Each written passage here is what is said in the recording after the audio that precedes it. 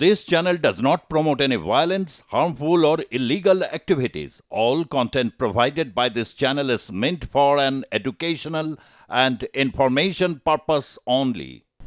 কুল এমন একটি ফল যাতে আছে ক্যান্সার সহ বিভিন্ন রোগ প্রতিরোধের ক্ষমতা। ভিটামিন পটাশিয়ামের ভান্ডার হলো কুল। পুষ্টিবিদরা বলেন এই সময় কুল খাওয়া প্রয়োজন। এর কারণ ব্যাখ্যা করলেন বিশিষ্ট হোমিওপ্যাথি চিকিৎসক ডাক্তার প্রকাশ মল্লিক। হ্যাঁ, আমরা ছোটবেলা থেকেই শুনে আসছি যে সরস্বতী পুজোর আগে কুল খাওয়া যাবে না, এবং আমরা লুকিয়ে খেলেও বাড়িতে বকাবকি করতো। তো এই প্রসঙ্গে আমি যতটুকু জানি, পুরাণে বলে যে ব্যাসদেব মুনি একবার সরস্বতী দেবীর সাধনা করতে গেছিলেন।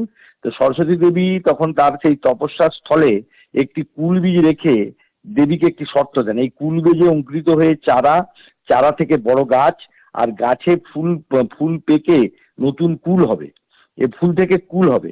এবং দেবী বলেন এই দিন কুল পেকে ব্যাসদেবের মাথায় পতিত হবে, সেই দিনই তার তপস্যা পূর্ণ হবে বা সরস্বতী দেবী তুষ্ট হবেন। ব্যাসদেবের এই শর্ত মেনেই এই তপস্যা শুরু হয়, এবং এইটাকেই পুরাণের বলা হয়।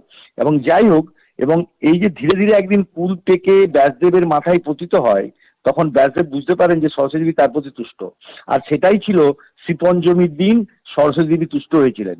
তাই সেই দিনের আগে আমরা কুল খাই না। শ্রীপঞ্চমীর দিন সরস্বতী দেবীকে কুল নিবেদন করার পরই কুল খাওয়া হয়। তবে পাশাপাশি বিজ্ঞানসম্মত কারণও রয়েছে। মাঘ মাসের মাঝামাঝি সময়ের আগে কুল কাঁচা এবং কষযুক্ত থাকে। কাঁচা এবং কষযুক্ত কুল খেলে হজমের সমস্যা হয়, অ্যালার্জি হতে পারে।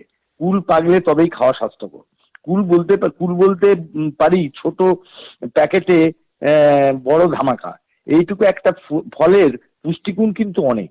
ভিটামিন, মিনারেল, কুলে vitamin A, vitamin C, calcium, potassium, magnesium সহ আরো অনেক উপকারী উপাদান থাকে, যা আমাদের রোগ প্রতিরোধ যেমন ভূমিকা রাখে, অন্যদিকে শরীরের রোগ প্রতিরোধ ক্ষমতা বাড়িয়ে দেয়। অ্যান্টিঅক্সিডেন্টের মধ্যে থাকে অ্যান্টিঅক্সিডেন্ট উপাদান টিউমারের উপর সাইকোটক্সিক প্রভাব বিস্তার করে। এর ফলে শরীরে ক্যান্সার হওয়ার সম্ভাবনা কমে।